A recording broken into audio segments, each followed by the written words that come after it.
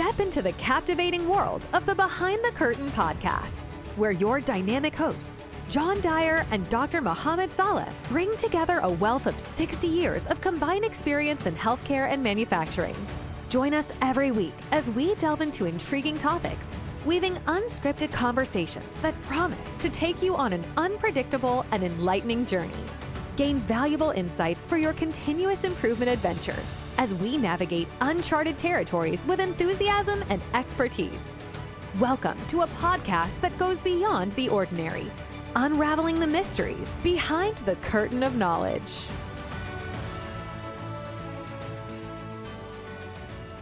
Hello, everyone, and welcome to another episode of Behind the Curtain. I'm one of your co-hosts, John Dyer, and my other co-host is Dr. Mohamed Saleh. And we just want to welcome you to another episode. In the past, we've already covered things like leadership characteristics, culture change, or making change happen. And right now, we're discussing the intrinsic factors that could impact the success or failure of a continuous improvement effort. Last episode, we talked about how the size of the organization can hinder or help the continuous improvement process. And today, we're going to talk about the age of an organization. I've had the opportunity to work with organizations that were fairly new, less than 20 years old, and some that have been 150 years old. And it is quite different experience. So, Dr. Mohamed, what kind of experiences have you had with the age of an organization? That's a really good point. Age of the organization. When I first started my career, I didn't think too much of it. I was more, I would say, from an intrinsic factor standpoint, I was more inclined to care about the size of the organization. And then as I started working with different organizations, some that were very prestigious, they happened to be older organizations. And because my niche for a long time was large organizations, some of these large organizations had become really old organizations as well. And I started to confuse age and size together. And then I realized there are still small organizations that are very old. And one of the things that I've noticed is it's almost like legacy of an organization becomes like a luggage. And it's hard to at times address some these deep-rooted habits, legacies, if you call them, that are entrenched in the organization, and being able to create new norms it became a real struggle, even if they were small, but they were old. And so I quickly learned that the age of the organizations, even though they do have some pros, there's a lot of force, that immune system of the organization that helps change a new habit because of how deep-rooted they are. The phrase "we've always done it that way" comes from an age of an organization.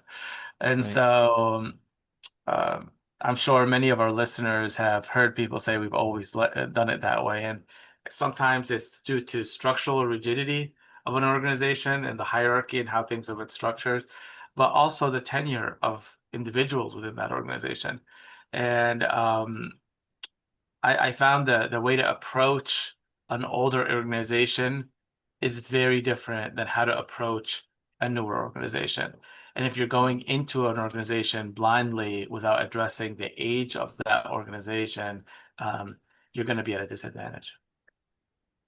Yeah, I totally agree. And actually, even newer organizations, as you mentioned, have a different profile, a different way of approaching, because sometimes a newer organization is made up of entrepreneurs who have been struggling to get this new business off the ground and have a lot of scars and war stories, and don't really take too kindly to any kind of outside help or advice because they've been doing the struggle themselves for so long. It's almost like, the not invented here syndrome really kicks in, or you don't understand our business because, we've been at this, we have the war wounds, not you. Um, so, so even a newer business can carry some baggage as well. The sweet spot are those companies that are old enough to realize that they need help or they need to change in order to improve, but don't quite yet have that, yeah, that's the way we've always done it. muscle memory that is holding them back. Yeah. You know, I'm going to flip that for a second and just talk about some of the older organizations I've worked with, and some of our listeners might have experienced this as well. I know I have. Um, had a lot of good success in the good old days. And that success has actually become blinder or a blind spot for them for all the new deficiencies that are creeping in.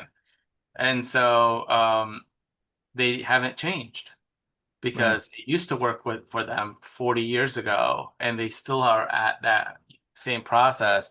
But times have changed, context has changed, customers have changed, the audience has changed.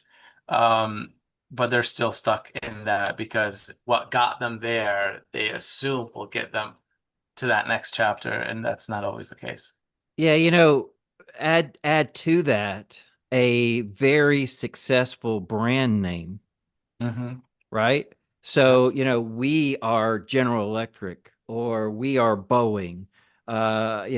We can't do anything wrong because we have this amazing brand. And that can absolutely get in the way. I mean, think of all the really, really great brand companies that have, no longer exist, Yeah. because they were so full of themselves Hmm. that they couldn't see the fact that they were declining.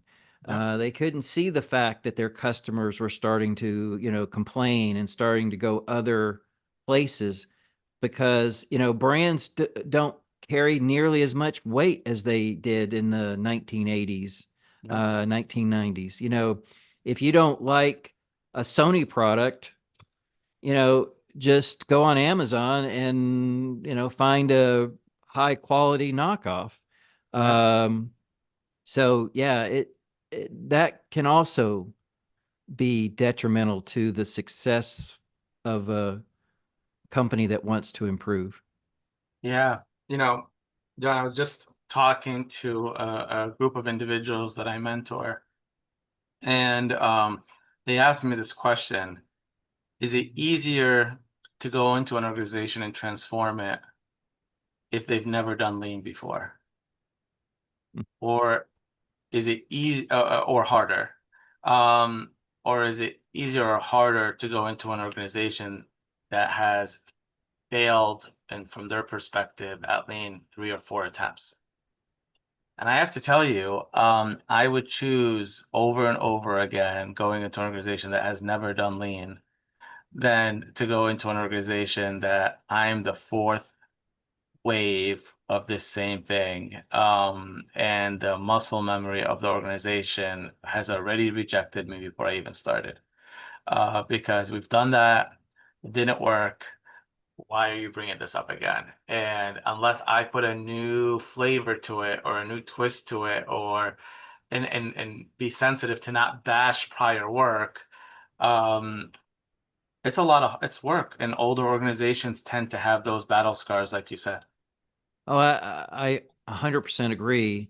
And again, though, it's funny how the things that happen in that regard are more symptoms than the root cause. I'll Mhm. give you a good example.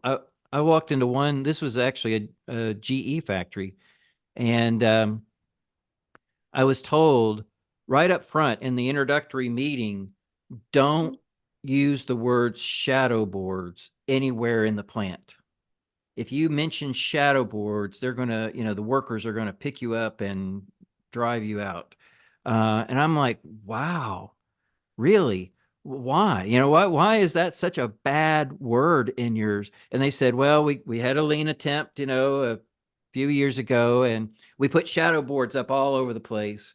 And after a few days, tools were missing, and of course, that was back when we were, command and control and disciplinarians and used fear. And so we would tell the employees that if they didn't have all the tools on their shadow boards, they couldn't go home, and they rebelled, and then they, walked out on us. And from that point forward, they refused to put the tools on the shadow boards. And I'm like, okay, So it so became a trigger. yeah, it's a trigger, right? Exactly. But it's like you're blaming the tool. Maybe instead you should be blaming the leaders, the Yeah, culture. acknowledging the habit. Yeah. Yeah. Why were you using fear? Did you explain what the purpose of the shadow boards? Did you let the employees design the shadow boards themselves? Instead of using the traditional boards, maybe it would have been better if they could have used the foam cutouts in their toolboxes to find the tools better. It's all about helping them be more successful in getting the work done because it's easier for them to find their tools. Let them design it. Let them be in charge of it. It sounds like that's not what happened. It was forced on them, and of course they're going to rebel. We all would. Yep. Um, so I said, quit blaming the tool, blame the culture. It'd be like saying, hey, I sent out an email that was not well received. So I'm no longer ever going to use my computer again because clearly it was the computer's fault. I was like, no, it was your fault for sending out that lousy email. So, yeah, again, I find that really fascinating that a lot of times, if the culture hasn't shifted or improved since the last lean initiative that failed, it's probably going to fail again. Yep. Yep. The other thing, and this might be a little controversy to our audience here, but I see it, and it's reality. Is an older organization, that older organization still needs to hire people. And a lot of times they hire what we'd call a younger generation that comes in. And there's a clash that happens with the younger generation and the older generation, specifically in older, more tenure, more I would call them knowledge-rich organizations. And the way that change or authority or problem solving, the way these two dynamics start to clash in older organizations is very different than younger organizations.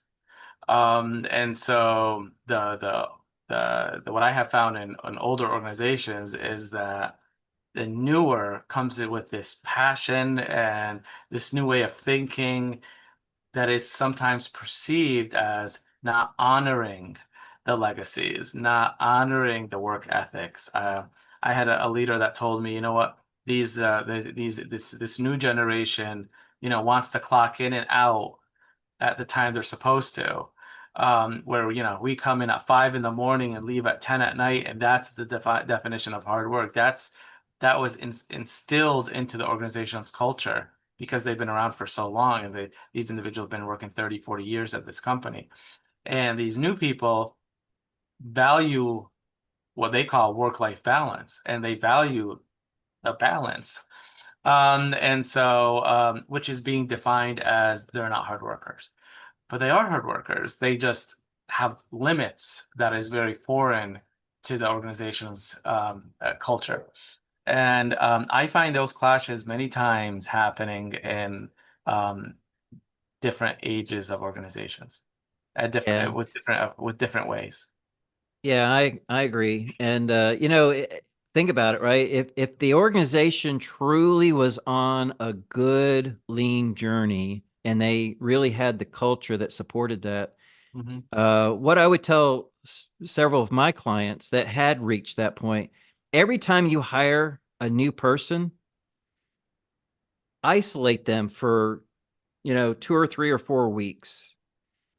Don't, have them study the processes, have them study the company, have them study the culture, and come back with their recommendations on ways to make it better before they've been indoctrinated into the current culture, right? Mhm. Because once you get indoctrinated, it's hard for you to see it, any other way.